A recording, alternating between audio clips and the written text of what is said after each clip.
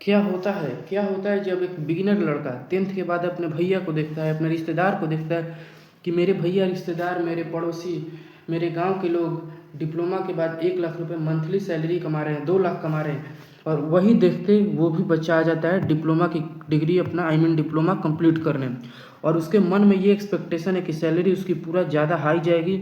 But वो, क्या ये रील की दुनिया है या रियलिटी की दुनिया है, दोनों को हम आज कंपैरिजन करने वाले हैं।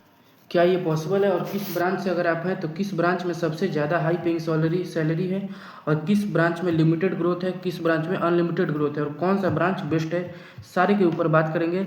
और लास्ट में हम आपको ये टिप्स भी देंगे कि क्या कर सकते हैं जिससे आपका डिप्लोमा के बाद आपका करियर ग्रोथ एकदम तेज़ी से होगा। तो चलिए वीडियो को स्टार्ट करते हैं। मेरे भाई, सबसे पहले हम बात कर लेते हैं सारे ब्रांच की। Civil, mechanical, electrical, electronics and computer science branch.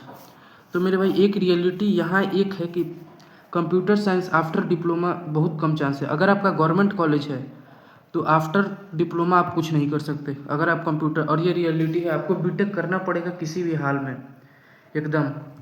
अब चाहे आप कैसे भी करिए, लेकिन बीटेक आपको करना ही पड़ेगा अगर आपका कंप्यूटर साइंस ब्रांच है तो। इतना ध्यान रख लीजिए, क्योंकि इसमें अगर आप विप्रो सॉफ्टवेयर जैसे अगर आप एक्सपीरियंस भी करना चाहते हैं तो आपको कुछ ना कुछ मेहनत करना होगा, तो उसके लिए आपको बीटेक एकदम ज़रूरी है अगर आप डिप्लोमा स्टूडेंट हैं तो कंप्यूटर साइंस में। लेकिन इन जो चारों का फ्यूचर है वो मेनली हमेशा ऊपर ही रहता है। आफ्टर डिप्लोमा भी आप अच्छा खासा सैलरी अर्न कर सकते हैं अगर आप अच्छे स्कोरर हैं, अच्छे आपके पास स्किल्स है, तो आप जनरली इन चारों ब्रांच में एकदम लाइफ ग्रो होता है तेज़ी से। मैं यहाँ पर किसी भी ब्रांच को गलत नहीं बता रहा। कंप्यूटर साइंस ब्रांच में भी करियर है डिप्लोमा के बाद, पर कब है, जब आप प्राइवेट कॉलेज से हैं। अब आप बोल रहे होंगे प्राइवेट कॉलेज है, तो मेरे भाई कुछ प्राइवेट कॉलेज महंगा होता है, काफ़ी कॉस्टली होता है, और वो कॉस्टली होने के साथ साथ वो एक दावा करता है कि आपका प्लेसमेंट होके रहेगा। तो अगर आप वैसे कॉलेज में हैं जो दावा करता है प्लेसमेंट होता है और रियलिटी में भी होता है, तब आपका करियर हो सकता है अच्छा खासा।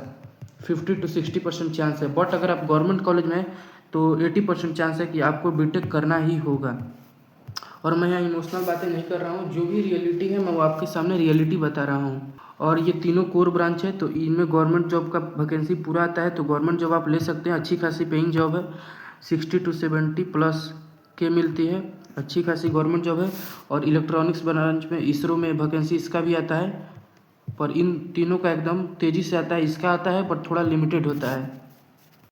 बस अब चलते हैं दूसरे स्लाइड में और देखते हैं कैसे कैसे बारीकी से समझते हैं। पहला है आपका सैलरी एक्सपेक्टेशन। अब चाहे आप किसी भी ब्रांच से हो, अगर आप प्राइवेट में कूदते हैं, प्राइवेट सेक्टर में, कि आपको जॉब करना है प्राइवेट सेक्टर में, तो मेरे भाई एक रियलिटी ये है कि प्राइवेट सेक्टर में स्टार्टिंग मंथली आपका 15 to 20 के हो सकता है, मैक्सिमम 30 के जा सकता है मैक्स। वो भी इतना बीटेक वाले इसके लिए भी मर रहे हैं। तो मेरे भाई आपको ये पहले समझना होगा कि बीटेक वाले आपसे बड़ी डिग्री लेके वहाँ बेरोजगारी के मार में पले पड़े हैं, तो आप डिप्लोमा लेके क्या ही एक्सपेक्ट कर सकते हैं। तो एक चीज़ है कि आपके अंदर, अगर आप डिप्लोमा स्टूडेंट हैं तो पेशेंस होना चाहिए। अगर आप जल्दी कुछ करना चाहेंगे कि जैसे ही कॉलेज कंप्लीट हो 50K+ सैलरी मिले, तो एकदम ये लगभग इम्पॉसिबल है। इसके लिए एक ही रास्ता है, गवर्नमेंट जॉब। अगर आप पढ़ने में तेज हैं, आपको गवर्नमेंट जॉब का गाइडेंस है, एसएससी वगैरह है, आरआरबी है, रेलवे है, या फिर बहुत सारे इसरो है, पीएसयू है, इसमें आप गवर्नमेंट एग्जाम में दे सकते हैं। लेकिन अगर आप एज ए फ्रेशर जाते हैं प्राइवेट में, तो आपको 15,000, फिर आपको एक्सपीरियंस के साथ धीरे धीरे बढ़ते जाएगा। और एक गलती यहाँ पर जो फ्रेशर स्टूडेंट करते हैं वो करते हैं कि सिर्फ सैलरी पर टिके रहते हैं और बीटेक नहीं करते हैं। तो यहाँ बीटेक का क्या रोल है मैं वो आपको बता रहा हूँ। अगर आप बीटेक नहीं करते हैं तो मान लीजिए आप किसी प्राइवेट कंपनी में काम करते हैं और वहाँ पे प्रमोशन है, तो आपका वहाँ पर मिनिमम क्वालिफिकेशन बीटेक है, चाहे आपके पास एक्सपीरियंस 10 ईयर का ही क्यों ना हो। लेकिन जब मिनिमम क्वालिफिकेशन बीटेक है तो आपको बीटेक कर लेना चाहिए, चाहे आप जॉब के साथ बीटेक करें। और यहाँ पर एक और लोग गलती करते हैं कि बिना रिसर्च के कोई सा भी कॉलेज, क्योंकि आज के युग में 90% कॉलेज जो है वो फ्रॉड कर रही है कि बस मेरे स्टूडेंट कैसे भी वो एडमिशन ले ले और बस मेरे पैसा आता रहे सेमेस्टर का। तो मेरे भाई सबसे पहले आपको पूरा रिसर्च करना है, फिर उसके पास एक अच्छा सा बेस्ट कॉलेज देखना है, उसका कॉलेज का बैकग्राउंड कैसा है वो देखना है, क्या उससे जो डिग्री मिलेगी वो वैल्यूएबल है। फिर उसके बाद जॉब प्लस बीटेक आपको करना है। जॉब प्लस बीटेक के लिए कौन कौन सी कॉलेज बेस्ट है उस पर भी मैं आपको वीडियो बना दूंगा, विल प्रोग्राम सारी लिस्ट में आपको दे दूंगा, और उसके तहत आप बीटेक कर सकते हैं। और आप सोच रहे होंगे कि मैं ये क्या बता रहा हूँ, तो हाँ भाई, डिप्लोमा स्टूडेंट है तो आपको पेशेंस रखना होगा।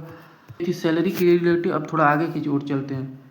लाइफ स्टाइल एक्सपेक्टेशन, ये बहुत ज़्यादा मैटर करता है। अगर आप सोचते हैं कि जस्ट डिप्लोमा कंप्लीट होने के बाद ये सारा चीज़ डिपेंड करता है आपके सैलरी पे, आपके वो, और एक रियलिटी बता रहा हूँ कि जो भी लास्ट में प्लेसमेंट होता है स्टूडेंट्स का, तो मेरे भाई भले ही आपका 4 लाख का पैकेज लगे, लेकिन उसमें कुछ टैक्सेस कटता है, जिसके बाद इन हैंड सैलरी आपकी काफ़ी कम हो जाती है। और प्राइवेट सेक्टर में वो प्रेशर भी बहुत बनाते हैं कि काम करो, जल्दी करो, ये करो, वो करो, तो इसलिए आप इरिटेट हो जाते हो। तो मेरे भाई अगर आप पढ़ने में थोड़ा भी इंटेलिजेंट है तो थोड़ा सा मेहनत करके गवर्नमेंट सेक्टर ट्राई करिए, मेरा बात मानिए। या फिर अगर आपके माता पिता टाइम देने वाले हैं, फाइनेंशियल कंडीशन ठीक है, तब आप बीटेक करिए फ्री होके, तब तो आपको कोई प्रेशर ही नहीं है। लेकिन अगर आप कॉलेज में हैं और थोड़े इंटेलिजेंट हैं, आई मीन थोड़े सेमेस्टर का मार्क्स भी अच्छा है और आपको भरोसा है गवर्नमेंट जॉब ले लेंगे, तो कॉलेज प्लस गवर्नमेंट जॉब का भी प्रिपरेशन स्टार्ट कर दीजिए, क्योंकि टाइम वेस्ट करने से कुछ नहीं है। एसएससी आरआरबी जो भी करना चाहते हैं, इस चैनल पर आपको फुल गाइडेंस दिया गया है। डिस्क्रिप्शन चैनल को होम पेज पे जाके सारे वीडियोस आप देख सकते हैं, आपकी सारी डाउट क्लियर हो जाएगी गवर्नमेंट एग्जाम को लेकर आफ्टर डिप्लोमा। तो आशा करते हैं आपको वीडियो समझ में आ गई होगी। बस मेरा कहने का मतलब यही है, पहला पेशेंस रखिए, दूसरा अगर आप सिविल, मैकेनिकल, इलेक्ट्रिकल से हैं तो गवर्नमेंट जॉब का प्रिपरेशन स्टार्ट कर दीजिए, नहीं तो बर्बाद हो जाएंगे, आपको कोई करियर ग्रोथ नहीं है, फिर बाद में आप पछताएंगे। कॉलेज के साथ स्टार्ट कर दीजिए ताकि आपके पास टाइम सफिशिएंट रहे। और तीसरा कि अगर आपका सीएस ब्रांच है तो कोडिंग पे पूरा ध्यान दीजिए अपना, कोई एक पाइथन, जावा, C++, इस पर कोई एक लैंग्वेज आप चूज़ करिए और उसमें पूरा अपना वो करिए, कोडिंग वगैरह पूरा एकदम से जोरों शोरों से। और उसके बाद आपको बीटेक में एडमिशन लेना है और बीटेक में थोड़ी सी मेहनत करना है, मेहनत तो करनी पड़ेगी, मेहनत करना है, और फिर आपका सिलेक्शन हो सकता है, या फिर आप गेट एग्जाम फिर आगे करियर ग्रोथ कर सकते हैं। आशा करते हैं आपको सभी वीडियो का जो भी मैंने बताया वो समझ में आ गया होगा। बाकी थैंक यू, ऐसे ही इन्फॉर्मेटिव वीडियो के लिए मेरे भाई जुड़े रहे मेरे साथ। That's all, thank you.